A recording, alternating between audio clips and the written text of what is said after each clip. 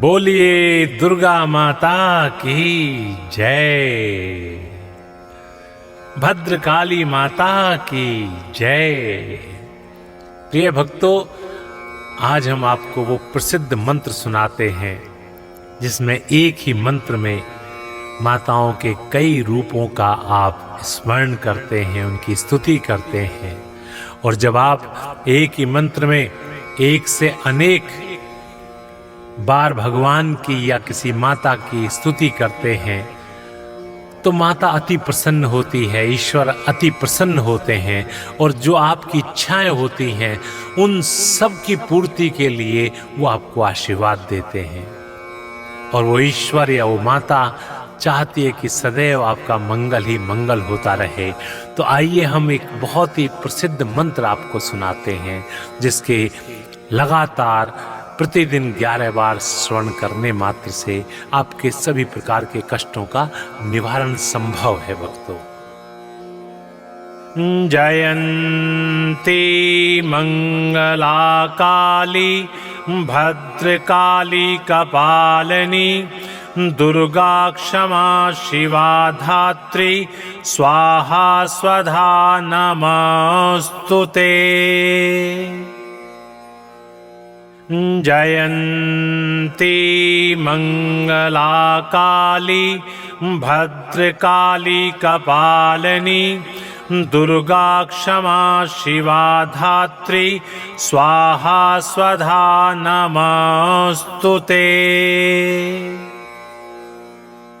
जयंती मंगला काली भद्रकाली कपालिनी दुर्गा क्षमा शिवा धात्री स्वाहा स्वधा नमस्तुते। जयंती मंगला काली भद्रकाली कपालिनी दुर्गा क्षमा शिवा धात्री स्वाहा स्वधा नमस्तुते। जयंती मंगला काली भद्रकाली कपालिनी दुर्गा क्षमा शिवा धात्री स्वाहा स्वधा नमस्तुते। जयंती मंगला काली भद्रकाली कपालिनी दुर्गा क्षमा शिवा धात्री स्वाहा स्वधा नमस्तुते। जयंती मंगला काली भद्रकाली कपालिनी दुर्गा क्षमा शिवा धात्री स्वाहा स्वधा नमस्तुते। जयंती मंगला काली भद्रकाली कपालिनी दुर्गा क्षमा शिवा धात्री स्वाहा स्वधा नमस्तुते। जयंती मंगला काली भद्रकाली कपालिनी दुर्गा क्षमा शिवा धात्री स्वाहा स्वधा नमस्तुते। जयंती मंगला काली भद्रकाली कपालिनी दुर्गा क्षमा शिवा धात्री स्वाहा स्वधा नमस्तुते। जयंती मंगला काली भद्रकाली कपालिनी दुर्गा क्षमा शिवा धात्री स्वाहा स्वधा नमस्तुते। जयंती मंगला काली भद्रकाली कपालिनी दुर्गा क्षमा शिवा धात्री स्वाहा स्वधा नमोस्तुते। जयन्ती मंगला काली भद्रकाली कपालिनी दुर्गा क्षमा शिवा धात्री स्वाहा स्वधा नमोस्तुते।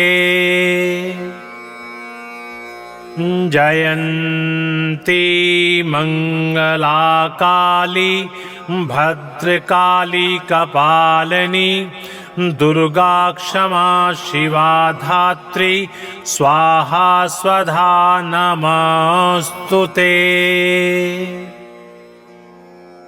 जयन्ती मंगला काली भद्रकाली कपालिनी दुर्गा क्षमा शिवा धात्री स्वाहा स्वधा नमोस्तुते। जयन्ती मंगला काली भद्रकाली कपालिनी दुर्गा क्षमा शिवा धात्री स्वाहा स्वधा नमोस्तुते। जयन्ती मंगला काली भद्रकाली कपालिनी दुर्गा क्षमा शिवा धात्री स्वाहा स्वधा नमोस्तुते।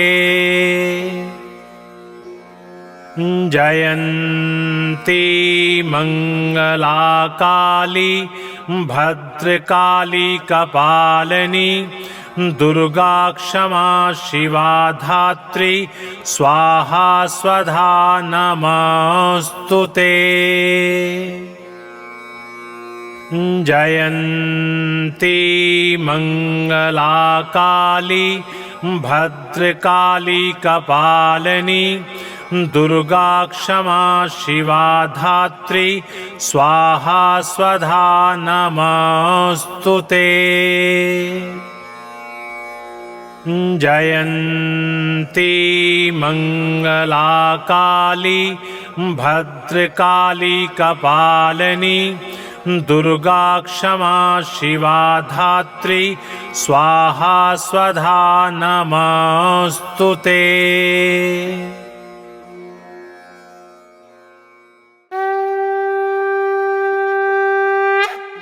बोलिए दुर्गा माता की जय। भद्रकाली माता की जय। प्रिय भक्तों, आज हम आपको वो प्रसिद्ध मंत्र सुनाते हैं जिसमें एक ही मंत्र में माताओं के कई रूपों का आप स्मरण करते हैं, उनकी स्तुति करते हैं।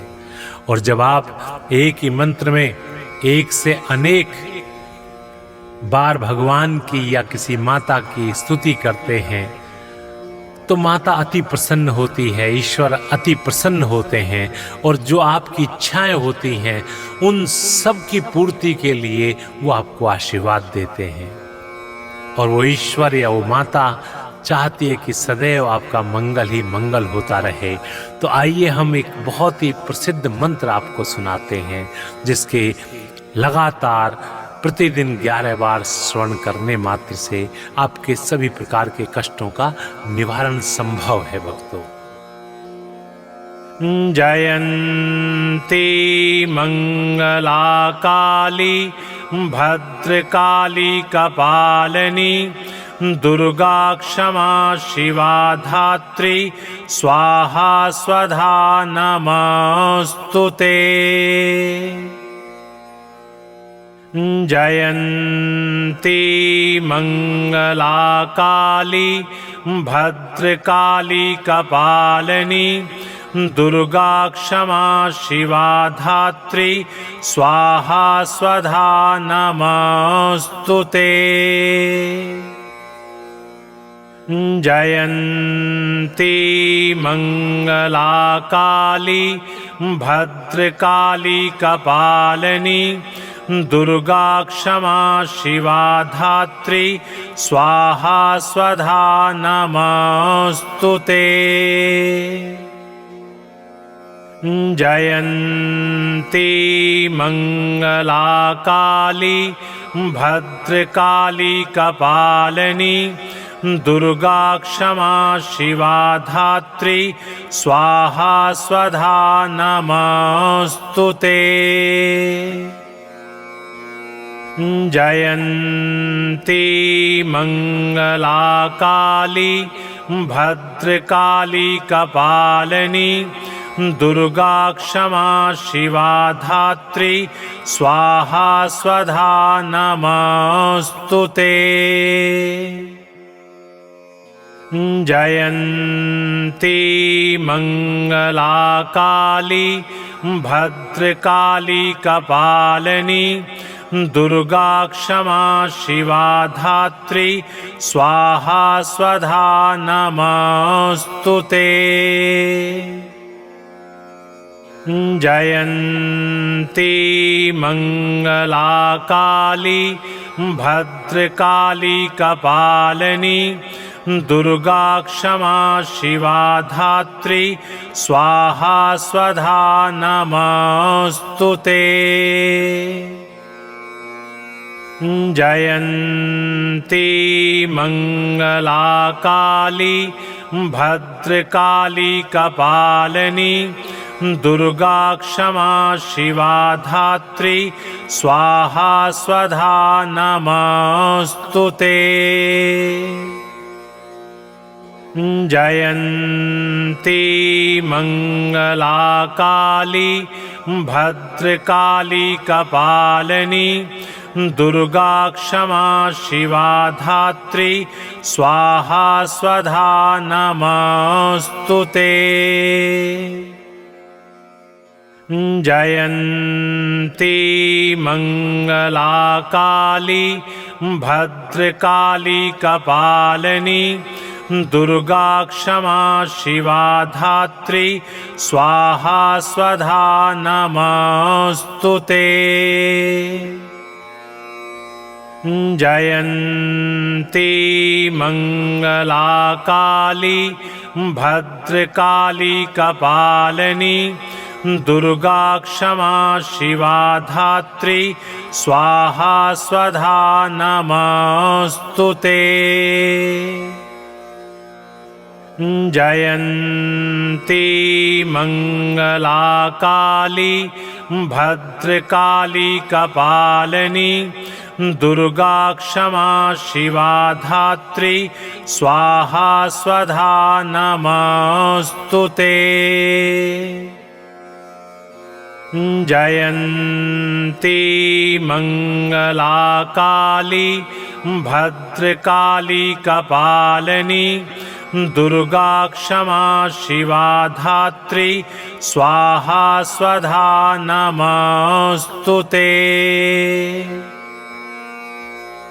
जयन्ती मंगला काली भद्रकाली कपालिनी दुर्गा क्षमा शिवा धात्री स्वाहा स्वधा नमोस्तुते। जयन्ती मंगला काली भद्रकाली कपालिनी दुर्गा क्षमा शिवा धात्री स्वाहा स्वधा नमोस्तुते। जयन्ती मंगला काली भद्रकाली कपालिनी दुर्गा क्षमा शिवा धात्री स्वाहा स्वधा नमोस्तुते। जयन्ती मंगला काली भद्रकाली कपालिनी दुर्गा क्षमा शिवा धात्री स्वाहा स्वधा नमोस्तुते। जयन्ती मंगला काली भद्रकाली कपालिनी दुर्गा क्षमा शिवा धात्री स्वाहा स्वधा नमोस्तुते। जयन्ती मंगला काली भद्रकाली कपालिनी दुर्गा क्षमा शिवा धात्री स्वाहा स्वधा नमोस्तुते। जयन्ती मंगला काली भद्रकाली कपालिनी दुर्गा क्षमा शिवा धात्री स्वाहा स्वधा नमोस्तुते।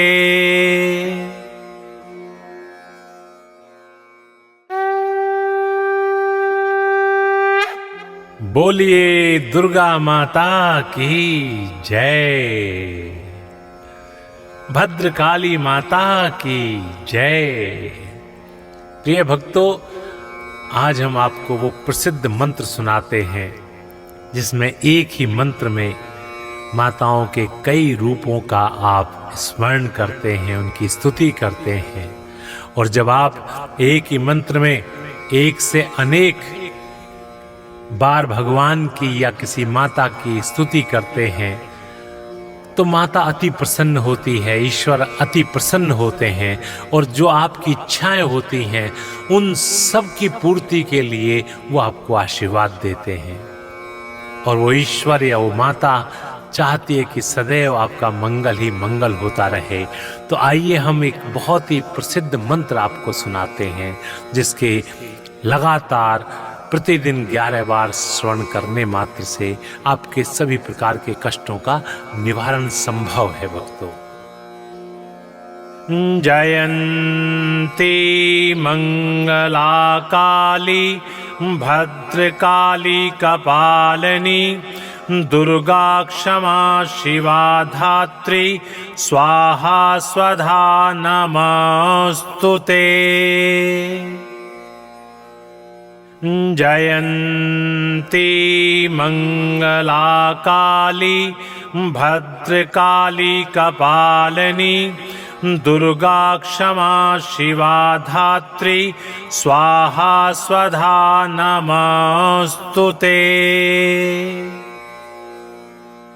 जयन्ती मंगला काली भद्रकाली कपालिनी दुर्गा क्षमा शिवा धात्री स्वाहा स्वधा नमोस्तुते।